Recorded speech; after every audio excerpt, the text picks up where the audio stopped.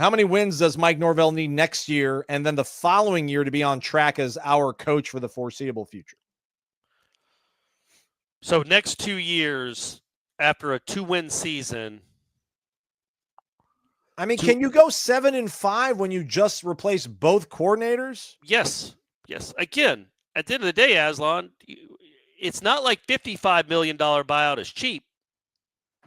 You know, that's barely. I mean, percentage-wise, it's not that much different than $65 million. Like, you're still going to have to pay out an enormous sum of money, and I don't think 7 wins. If you go 7-5, you're out.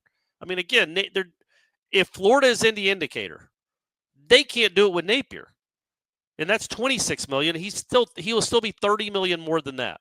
And if you show an improvement like that, and maybe more importantly, if you have some young guys you believe in or a quarterback that you really believe in, you can wear not wear at this point. You'd be bathing in a 7-5 season, but you could wear a 7-5 season followed by another 7-5 season, and still, say, okay, we'll ride this out for. He gets one more year. He would absolutely be on the hot seat, but I would say 13 to 14.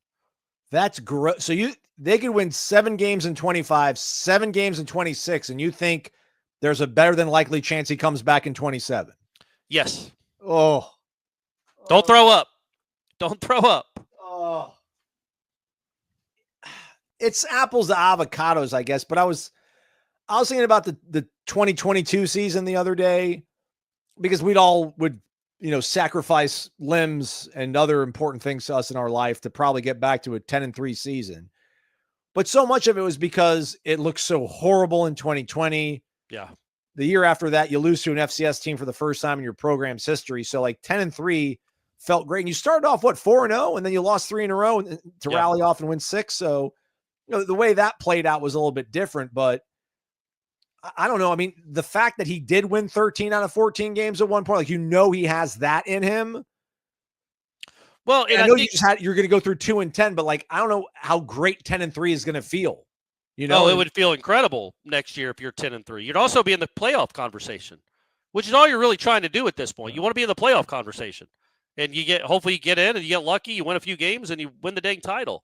But it's not a guarantee. It really does depend on how it looks, man. Say they start out 2026 7-0, and then they lose their last 5 and they lose to Florida by 40. Yeah, man, you could be gone. You probably should be gone.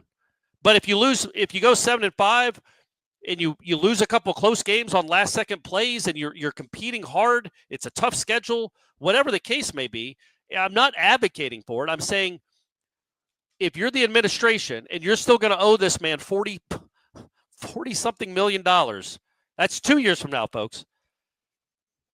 Firing a guy that's 7-5, that is proven, again, it'll be 3 years removed at that point, but that he can win 13 games with no guarantee that who you're hiring is going to be any better. That's the issue. You're going to spend $45 million plus whatever you'd have to do to buy out the other coaches. So you're around the neighborhood of probably $55 million to jettison a coaching staff, to bring in another coaching staff from the group of 5 and give him a couple years to get it right. You have to ask yourself, that next season, does Mike Norvell have a better chance of winning 10 games that next season, or does your brand new coach have a better chance? And that's what it all comes down to. I'm not advocating for it. I'm not saying it doesn't make me want to vomit a little bit to think of this team losing 10 more times the next 2 years. But maybe I'm just immune to it, or 1-9 has numbed me. I'm not happy about it, but I just think the realistic and when you're trying to move another conference, I just think it's realistic to think that back-to-back winning seasons would be enough for him to keep his job and not pay $40-something million for him to go away. No, and the answer, ask that question, Aslan, because the answer is hell no. Our guy Ben jamming 2 shirts. Ben 2-shirt. The real question is, does Mike get an extension if they were to win more than 9 games next season? He could go 16-0 and win every game by 40 points. He ain't getting an extension. You can bump him up $1 million a year, but you don't need to give the man an extension. If the Bears come calling, it was awesome, Mike. Thank you for the 9 wins, but have fun in Chicago.